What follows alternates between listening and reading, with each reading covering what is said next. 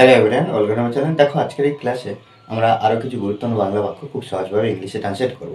দেখো এই বাক্যগুলো আমরা ডেলি লাইফে ব্যবহার করে থাকি। বাক্যগুলো কি আছে না, তোমাকে টাকা ধার দেওয়া বোকামি, ড্রাইভিং লাইসেন্স ছাড়া গাড়ি চালানো বোকামি। এই ধরনের যখন এক্সপ্রেশন আমরা ব্যবহার করবো তখন ইংলিশে কীভাবে বলবো।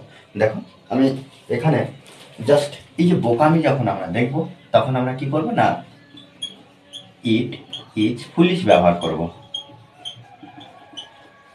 ইট ইজ ফুলিশ। কিন্তু বাক্যের ক্ষেত্রে আমরা যখন পুরো বাক্য আমরা করব তখন এর স্ট্রাকচারটা কি হবে, আমরা ইট ইজ ফুলিশ এরপরে আমরা টু যুক্ত করব, তারপরে ভার্ব, তারপরে ওটি এইচ।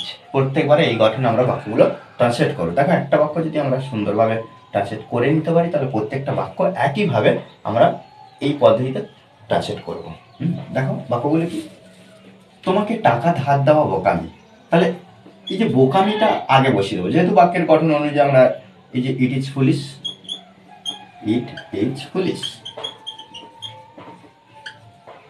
তারপর টু ভার্ব এবার খুঁজে বার করবো। টুর পরে সবসময় ভার্ব খুঁজে বার করব। কি, ধার দেওয়া, টু লেন্ড। তাহলে কি, ধার দেওয়া বোকামি। কাকে? তোমাকে। কাকে ধার দাও বোকামি? তোমাকে। কি? টাকা। তাহলে তোমাকে তারপরে টাকা, তাহলে তোমাকে বা তোমার, ইয়োর মানি। ওকে, দেখো এইভাবে কিন্তু সুন্দরভাবে আমাদের ট্রান্সলেট করতে হবে। তাহলে বাক্যটা কি হলো, ইট ইজ ফুলিশ এটা বোকামি, টু লেন্ড ধার দেওয়া, তোমাকে, ইয়োর কি মানি। তাহলে it is foolish to lend your money. এইভাবে আমাদের সুন্দরভাবে প্র্যাকটিস করতে হবে।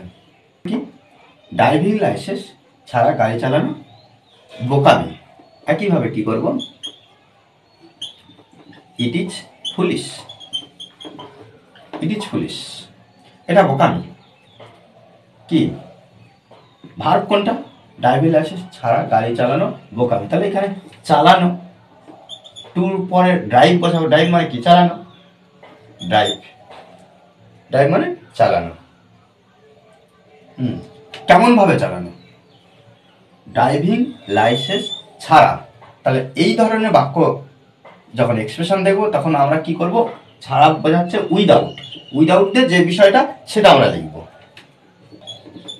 ওকে, দেখো তারপরে কি, তাকে দ্বিতীয়বার সুযোগ দেওয়া বোকামি। তাহলে ইট ইজ ফুলিশ এটা বোকামি। এখানে তারপর টু বসাবো। ভার্ব কোনটা, দেওয়া, টু গিভ। কি দেওয়া, দ্বিতীয়বার সুযোগ। কাকে? তাকে। এই যে কাকে, এটা কিন্তু আমরা ভার্বের পরে বসাবো।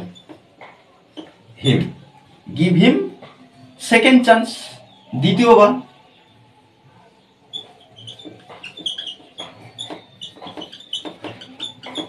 ওকে, তাদের সাথে যাওয়া বোকামি, ইট ইজ ফুলিশ টু যাওয়া ভাত। তাহলে এখানে বউ বসাবো। কাদের সাথে, তাদের সাথে বোঝালে উইথ ব্যবহার করব, উইথ তাদের, দেম।